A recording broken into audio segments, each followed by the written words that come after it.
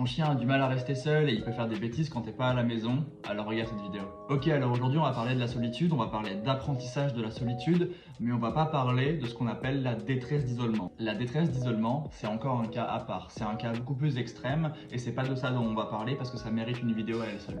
Ok, mais tu me diras comment savoir si moi mon chien il sait juste pas rester seul, il a juste pas appris ou s'il fait vraiment de la détresse d'isolement. Bah c'est assez simple. Écoute tous les conseils que je donne dans la vidéo et si tu as déjà tout mis en place, que tu as déjà tout bien fait et que malgré ça, ça marche toujours pas, alors tu peux te pencher sur la détresse d'isolement ou sur autre chose, type hyperattachement, anxiété de séparation, etc.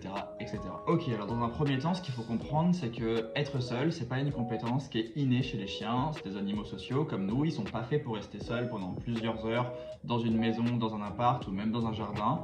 Peu importe la surface, on est bien d'accord, le problème là c'est juste d'être seul. Et quand je dis seul, je dis sans humain, parce que c'est pas parce qu'on a d'autres animaux à la maison que ça peut complètement arranger les choses. Parfois ça aide, mais parfois pas du tout. Alors dans un premier temps, et on va commencer par ça parce que c'est fondamental, c'est le plus important et je vais vraiment insister sur ce point-là, il faut que les besoins de ton chien soient remplis à 100%. Physique, mental, absolument tout, je veux que tous les curseurs soient dans le vert.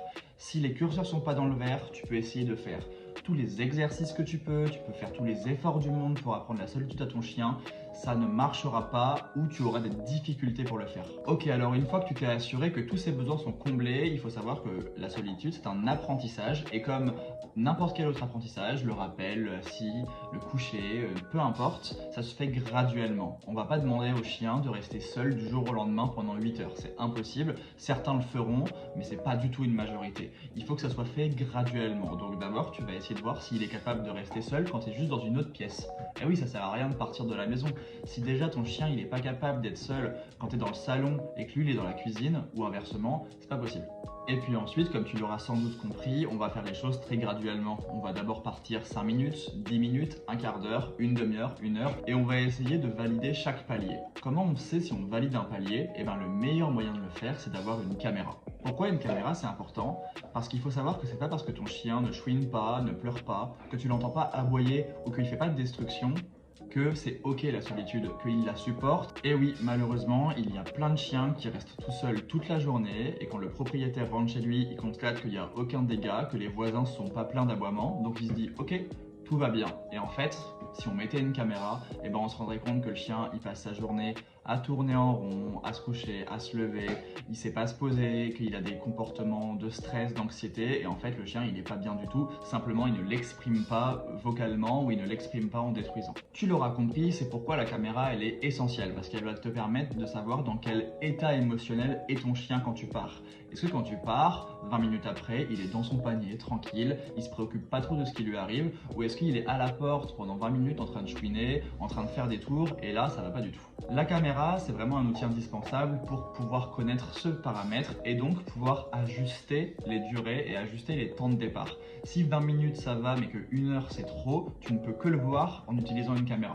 Ok, maintenant on a la théorie, mais comment est-ce qu'on fait dans la pratique? Pendant ton absence, ton chien il a besoin de s'occuper. Donc ça je t'apprends rien, tu vas lui laisser des jouets d'occupation, tu vas lui laisser de la mastication. Attention, la mastication dans un premier temps c'est vraiment sous surveillance, tu t'assures que ton chien il sait bien utiliser l'objet avant de le laisser seul avec cet objet-là en question. Autre chose qui est important de savoir, c'est que très souvent, ce qui inquiète ton chien, ce qui le rend anxieux, c'est pas tout ton absence, mais c'est plutôt ton départ. En fait, il va te voir te lever, il va te voir prendre tes clés, mettre ton manteau, mettre tes chaussures, et tout ça, il a très bien compris que ça voulait dire que tu allais partir, et c'est pendant cette période qu'il est très anxieux.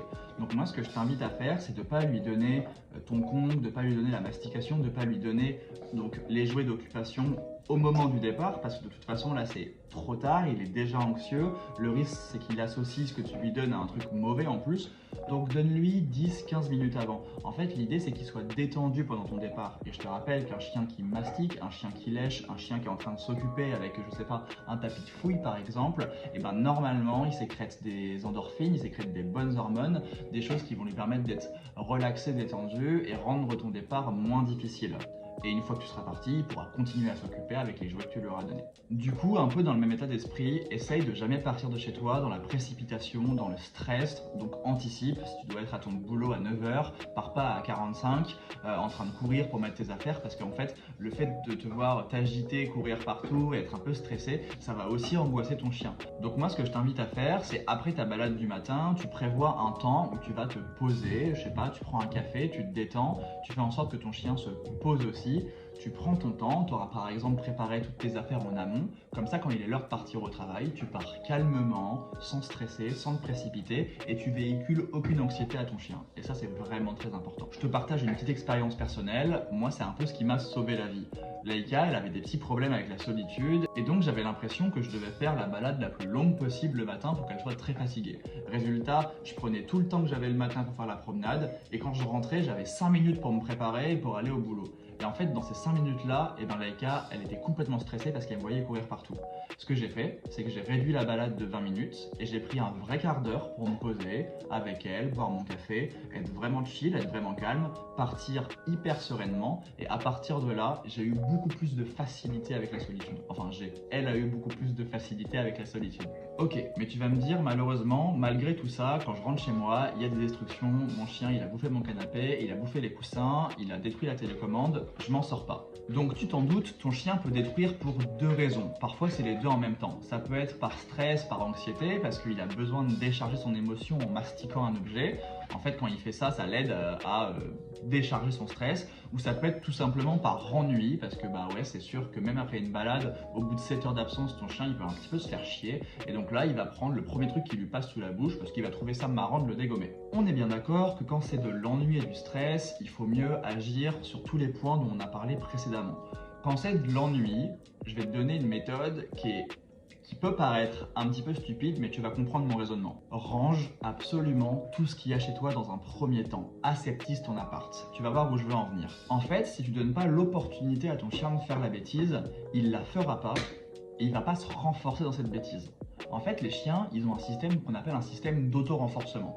Je te donne un exemple. Un jour, tu pars au boulot et ton chien, il se met à monter sur le canapé et à détruire les coussins. Il trouve ça super drôle, il trouve ça très marrant, ça l'amuse, ça le détend. Donc qu'est-ce qu'il se dit? Eh ben demain, je recommence. Donc le lendemain, il recommence, il trouve ça encore plus marrant, il se renforce, et là il est en train de prendre une mauvaise habitude.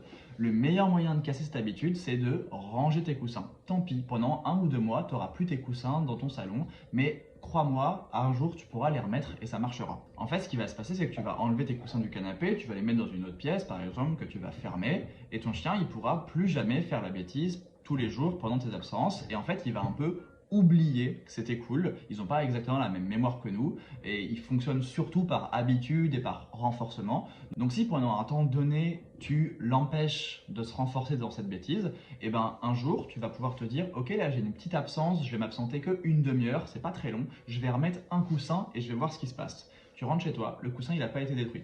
Ok, trop cool. Le lendemain, tu pars 1 heure, tu remets les 2 coussins. Et en fait, petit à petit, tu vas réintégrer les coussins dans son quotidien, mais ton chien, il aura un peu oublié, qui trouvait ça très drôle de les détruire. Et comme tu auras un peu cassé le cercle vicieux, et ben tu n'auras plus de problème avec cet objet. Donc pour résumer, ce que je t'invite à faire, et je te promets que c'est pas contre-productif, c'est d'enlever un maximum d'objets que tu ne peux pas contrôler, vu que de toute façon tu n'es pas là, pour éviter que ton chien ait l'idée de faire la bêtise sur ces objets-là. Et petit à petit, tu les réintègres, tu vois si ça marche. Et si à un moment donné, tu le réintègres et tu vois qu'il se remet à le mastiquer, tu l'enlèves et tu te dis tant pis, c'était pas le moment encore, je le remettrai dans 1 semaine ou dans 2 semaines. Et en attendant, j'essaye de mettre d'autres choses en place, de lui donner pourquoi pas ce que j'appelle moi des petites boîtes à bêtises. Tu prends un grand carton, tu fous plein de trucs dedans qu'il a le droit de détruire, genre du papier, des emballages, enfin peu importe, tu vois, des trucs pas dangereux. Tu lui laisses en plein milieu du salon et le message derrière ça, c'est un petit peu tu touches à rien, mais ça t'as le droit. Voilà. Et pour finir, et ça c'est très important, et j'insiste sur ce point, quand vous rentrez chez vous, vous ne disputez pas votre chien en lui montrant la bêtise qu'il a fait. C'est complètement contre-productif. Pourquoi votre chien a fait une bêtise? Rappelez-vous, c'est sûrement parce qu'il était anxieux, qu'il avait du stress lié à votre départ et qu'il a voulu décharger le stress. Si quand vous rentrez chez vous, en plus vous le disputez, Les absences vont devenir un enfer parce qu'il va passer sa journée à se dire quand mon maître va rentrer, je vais me faire disputer. Ça va générer de l'anxiété, donc il va détruire, donc vous allez vous énerver, le disputer et là vous rentrez dans un mauvais cercle vicieux. Je sais que c'est difficile, mais quand vous rentrez chez vous, vous ignorez toutes les bêtises qu'a fait votre chien. Aucune émotion. Et non, votre chien ne sait pas qu'il a fait une bêtise. Le fameux regard de culpabilité, ça n'existe pas vraiment. Voilà. Si vous voulez plus de précision, je vous invite à écouter le super podcast de Alice Mignot, j'espère que je prononce bien son nom, qui s'appelle Dans la tête des chiens, où elle parle du fameux regard de culpabilité. Voilà, à très bientôt.